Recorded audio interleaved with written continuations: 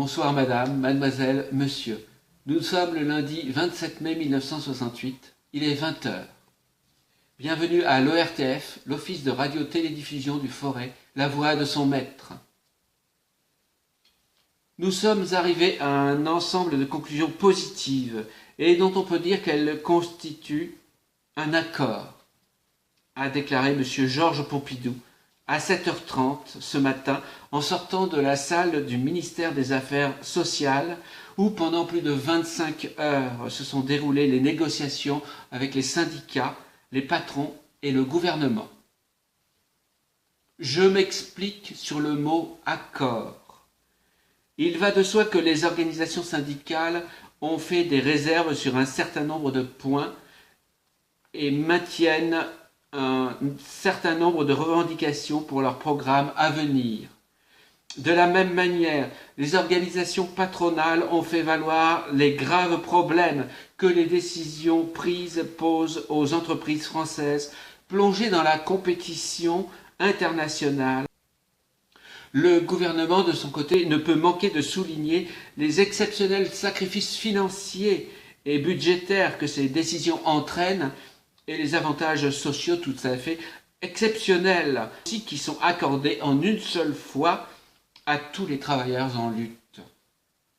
C'est le caractère extraordinairement sérieux de la crise actuelle qui seul a permis d'aboutir à des conclusions aussi importantes. Voici les points essentiels du protocole. SMIG, salaire minimum interprofessionnel garanti, porté à 3 francs au 1er juin 1968. Sa valeur actuelle est de 2 francs 22.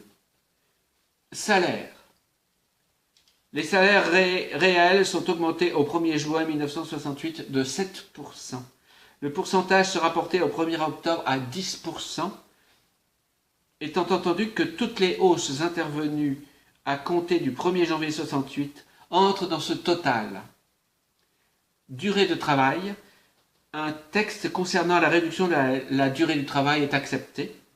Âge de la retraite. Le problème de l'assouplissement de l'âge de la retraite a été posé par plusieurs syndicats. Le CNPF en a accepté l'examen. Allocation familiale. Un projet d'aménagement d'allocation familiale en faveur des familles de 3 enfants au moins et prévoyant aussi une certaine réforme des allocations de salaire unique et de la mère au foyer sera examiné par le gouvernement. Un texte sera mis au point à l'occasion du prochain budget. Vieillesse. Le gouvernement a accepté d'augmenter au 1er octobre prochain l'allocation minimum versée aux personnes âgées. Droit syndical. Un document très important, pour ne pas dire une révolution, dans les rapports entre employeurs et salariés. Droit syndical dans les entreprises. Le gouvernement a déclaré que les conversations qui doivent se poursuivre à ce propos entre les organisations syndicales devraient aboutir à un projet de loi pour lequel le gouvernement, sous sa responsabilité, prendra une position favorable à l'exercice des droits syndicaux dans les entreprises. Convention collective. Un document également très important concerne la révision des conventions collectives pour lesquelles les employeurs se sont engagés à réunir sans délai les commissions paritaires pour examen d'un certain nombre de questions concernant ces conventions collectives et pour lesquelles les syndicats étaient demandeurs. Pouvoir d'achat. Au mois de mars 1969, se tiendra à l'initiative du gouvernement une réunion pour examiner, dans le cadre de l'évolution économique et financière générale, l'évolution du pouvoir d'achat des salariés au cours de l'année 1968. Sécurité sociale. M. Pompidou a pris l'engagement d'accepter un débat de ratification des ordonnances relatives à la sécurité sociale au cours de la session actuelle. Le ticket modérateur applicable aux dépenses médicales, de visite et de consultation est ramené de 30 à 25%. Journée de grève. Il a été entendu que les journées de grève, les journées d'arrêt de travail seront en principe récupérées. Une avance de 50% du salaire sera versée aux salariés ayant subi une perte de salaire. Cette avance sera remboursée par amputation sur les heures récupérées. Dans le cas où la rémunération n'aurait pas été matériellement possible avant le 31 décembre de cette année, l'avance ou son solde sera définitivement acquis aux salariés. J'ai pris par ailleurs, a ajouté M. Pompidou, l'engagement que les dispositions concernant le SMIC, les dispositions concernant les rémunérations, concernant le droit syndical, concernant la réduction de la journée de travail et concernant enfin une indemnisation pour les journées de grève, l'arrêt des répercussions dans les secteurs nationalisés et dans le secteur public. Je rappelle à ce propos que les conversations du secteur nationalisé se sont engagées hier et qu'elles doivent se poursuivre dès cet après-midi dans les ministères de tutelle. En ce qui concerne la fonction publique, la discussion aura lieu en principe demain mardi au ministère chargé de la fonction publique sous ma propre présidence. Il s'agit d'avantages sociaux tout à fait exceptionnels, alloués en une seule fois aux travailleurs en lutte, commente M. Pompidou. Et M. Segui, CGT, ce qui a été obtenu ne saurait être négligé, mais nous ne saurions décider quelque reprise du travail que ce soit sans consulter les grévistes. Justement, quelques heures plus tard, les grévistes des grands établissements, Renault, Citroën, Berlier, Sudaviation, Radiocetta, Snecma, refusent le protocole. À Boulogne-Billancourt, ils reçoivent fraîchement messieurs Frachon et Segui et réclament un gouvernement populaire. La CFDT raidit ses positions, bientôt imitée par la CGT. La CGT organise à 17h en 12 points de la capitale des meetings pour rendre compte à la population des négociations en cours. Il groupe soit quelques centaines, soit quelques milliers de personnes. Mais la journée est dominée par la manifestation organisée des Gobelins au stade Charletti par l'UNEF avec le soutien du SNE, SUP, de la FEN, de la CFDT et du PSU.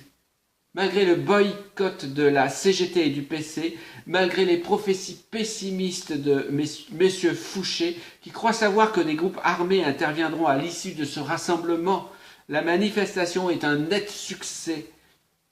Il y a 50 000 personnes au stade Charletti, dont une très grande majorité de jeunes étudiants et ouvriers mêlés. Du meeting se dégage l'assurance de la poursuite de la lutte révolutionnaire. On conspue le général de Gaulle, mais aussi messieurs Segui et Mitterrand. Monsieur Mendès France, qui après s'être rendu vendredi soir au quartier latin, avait suivi la manifestation depuis les Gobelins, a reçu un accueil fort amical. Il s'est toutefois refusé à toute déclaration. Toujours à Paris, au cours d'une conférence de presse, la Fédération des parents d'élèves de l'enseignement public a précisé la position des parents d'élèves à l'égard du baccalauréat et elle a rappelé les principes d'une rénovation de l'enseignement qu'elle a mis au point au cours de ses dernières assemblées générales. Premièrement, à court terme, le baccalauréat 1968 doit comporter une session avant les vacances d'été. Elle doit être aménagée, mais doit conserver sa valeur d'accès à l'enseignement supérieur. Le dossier scolaire et l'avis du conseil de classe doit avoir une grande importance. Des épreuves écrites et orales sont souhaitables, mais si les circonstances ne permettent pas le déroulement des épreuves écrites, tous les candidats passeront les épreuves orales. À Saint-Étienne, les dirigeants syndicaux restent dans l'action. Monsieur Sangeldos, de la CGT. Pour nous, Georges Segui a donné le reflet de nos idées et de notre position. Nous sommes assez réservés quant au terme protocole d'accord. Il y a eu questions et propositions. Maintenant, la parole est aux travailleurs. Monsieur Chausse, FO. Le protocole d'accord, ce n'est qu'un premier acte. Les deuxième et troisième actes se joueront à l'échelon des travailleurs et des entreprises. Disons que ce premier acte est positif, de par la réduction du temps de travail et l'augmentation du SMIC. De toute façon, nous poursuivons notre lutte pour obtenir un salaire de 700 francs. Le combat continue et nous invitons les travailleurs à poursuivre la grève. Monsieur Chauvet, CFDT, nous considérons que jusqu'à présent, il n'y a pas d'accord national. C'est en quelque sorte un procès-verbal de réunion.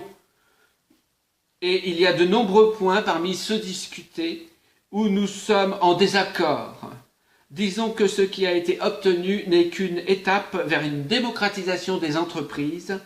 Il y a de nombreuses revendications non satisfaites. Nous avons commencé une lutte pour le droit syndical.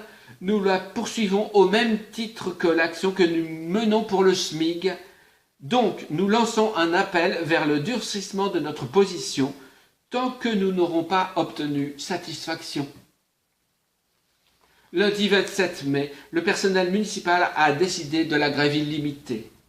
Le ramassage des ordures sera toutefois assuré. En raison des circonstances, la séance du conseil municipal est reportée. Elle se tiendra le mardi 4 juin à 20 h, salle Aristide Briand. L'ordre du jour reste valable. À partir de demain, les cantines scolaires seront ouvertes gratuitement aux enfants des grévistes. Les enfants des écoles du secteur privé seront également reçus. Bonsoir.